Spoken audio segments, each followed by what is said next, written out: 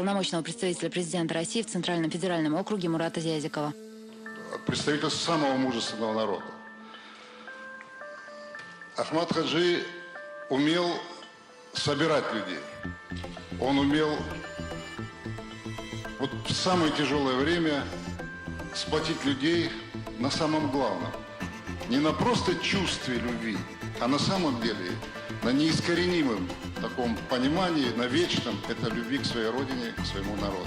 Между нами никаких соглашений не нужно. У нас соглашение одно, то, что мы были, есть и будем всегда. Сколько мир будет существовать, братьями. Так было, так есть и так будет всегда.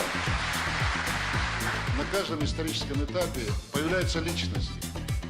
Личности, которые появляются с благословения Всевышнего, и только так. И люди их определяют. Вот как раз, когда все это совпало, это был тот период, который достался Ахмад Хаджи. А порулить, вы знаете, все хотят. Очень много людей, которые считают, что там власть это такой широкий балахон на чужих плечах, можно что хочешь сделать. Там вот как хочешь. Поверьте мне, эта ответственность очень большая. И мы с вами убеждаемся. Я приезжаю к матери, приезжаю к родственникам. И всегда мне бывает интересно посмотреть, что изменилось. Иногда за неделю, иногда за 2 недели. И я вижу, что буквально преображается город. К чести руководства города, это действительно команда.